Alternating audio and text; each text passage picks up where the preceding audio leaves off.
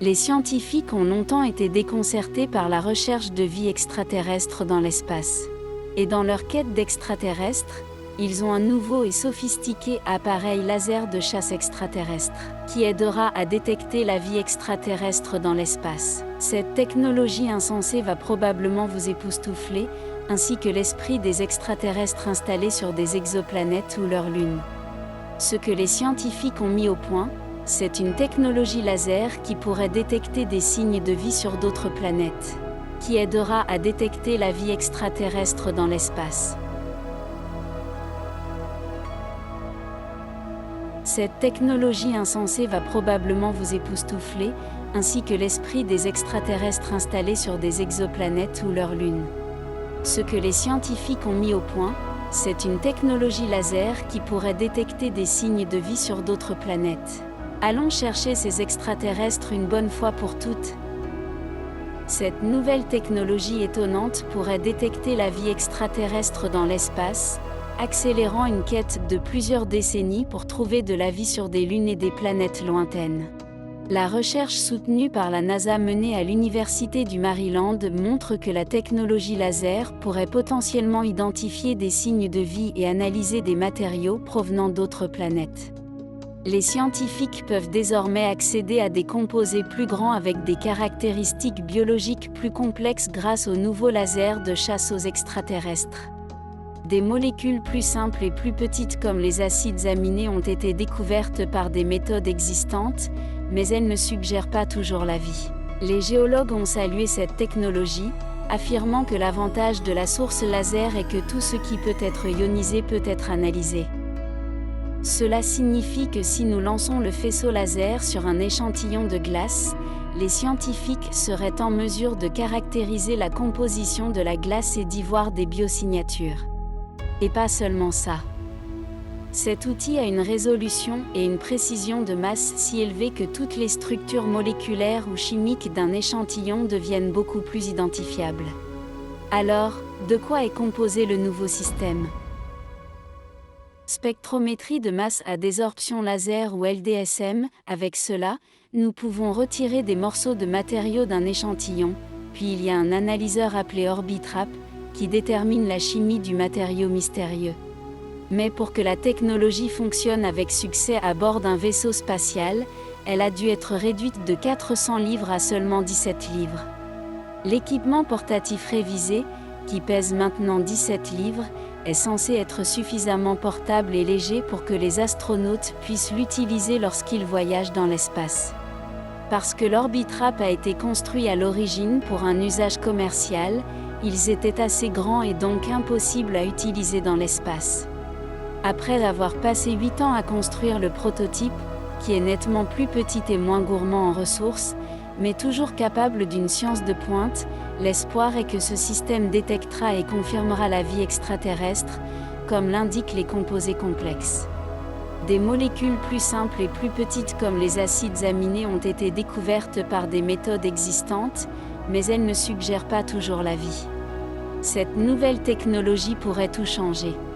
Auparavant, les scientifiques ont utilisé différentes méthodes pour identifier la vie ailleurs dans notre galaxie, comme la recherche de traces de méthane ou la détection de signaux radio. En ce qui concerne les signaux radio, le candidat le plus puissant jamais découvert pour un signal radio extraterrestre est le signal WOW, détecté en 1977. Depuis, nous avons découvert plusieurs sursauts radio rapides, ou FRB, mais aucun n'est aussi significatif que le signal WOW, jusqu'à récemment, lorsqu'une équipe de scientifiques de l'Université de Toronto a développé un algorithme d'apprentissage lorsqu'une équipe de scientifiques de l'Université de Toronto a développé un algorithme d'apprentissage. Et cela a permis de détecter 8 signaux extraterrestres potentiels, qu'il faudra étudier plus avant. Cependant, avec la découverte de plusieurs exoplanètes qui se trouvent dans la zone habitable de son étoile, les physiciens savent désormais où chercher des signes de vie. Et la nouvelle année a commencé en fanfare pour la recherche d'exoplanètes habitables semblables à la Terre. Oui, les scientifiques ont découvert un monde qui fait 95% de la taille de la Terre, et c'est une planète rocheuse. Et pour rendre la découverte plus douce, la NASA indique que la planète pourrait également contenir de l'eau liquide car elle se trouve dans la zone habitable de son étoile. Mais, à quelle distance est la planète ? C'est la question la plus importante ici. Et il s'avère que la planète n'est pas du tout si loin. En termes cosmiques, c'est juste un pâté de maisons de nous. La planète, appelée TOI 700e, est la 4e planète découverte dans le système TOI, qui n'est qu'à 100 années-lumière. Les autres planètes de ce système ont été nommées TOI B, C et D, qui ont été découvertes au cours de la première année d'observation de TESS. La composition des planètes B et D est plus probablement rocheuse et la composition de la planète C est plus probablement similaire à celle de Neptune. Les scientifiques pensent qu'en dehors du TOI récemment découvert, la planète B pourrait également être habitable. Cela en fait l'un des rares systèmes stellaires, avec plus d'une planète dans sa zone habitable. Fait intéressant, TOI met 28 jours pour orbiter autour de son étoile, et d'autres études pourraient révéler sa composition chimique, et qui sait, cela pourrait être la planète avec la vie.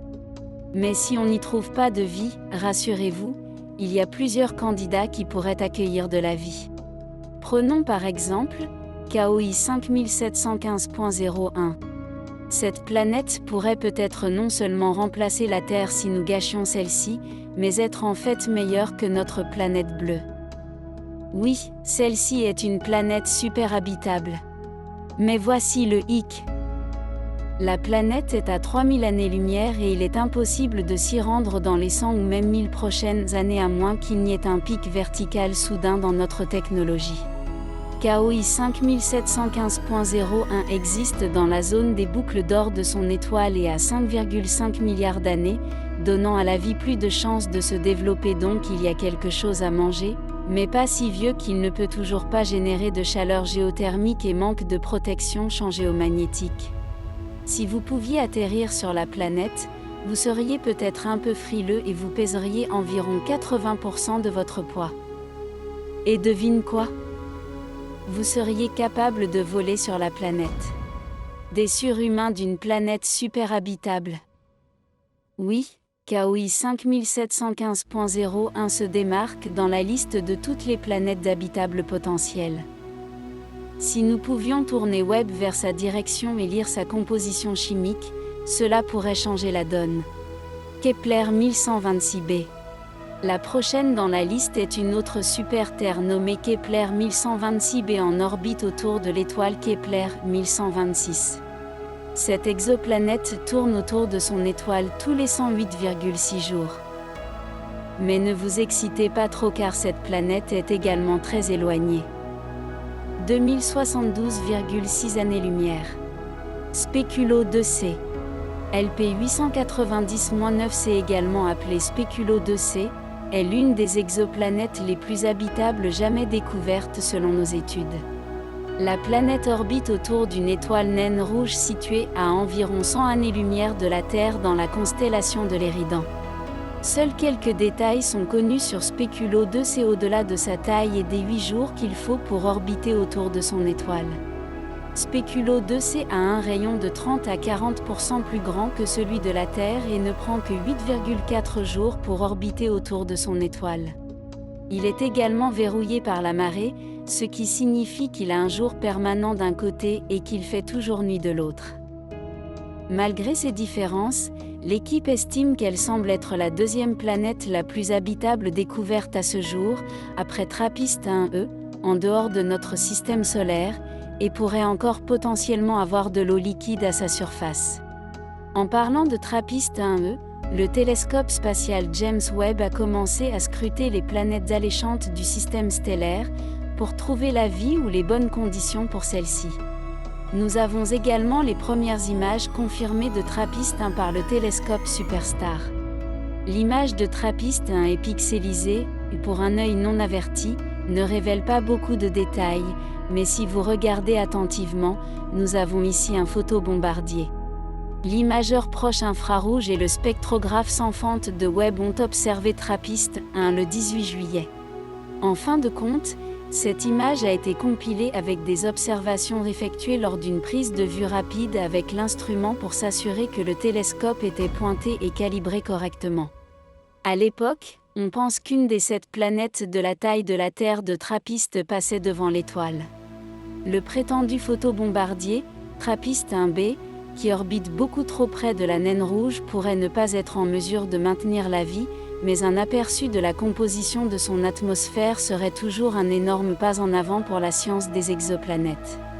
On pourrait peut-être pointer Orbitrap vers lui, et découvrir s'il peut détecter les biosignatures, mais qu'est-ce que j'en sais ?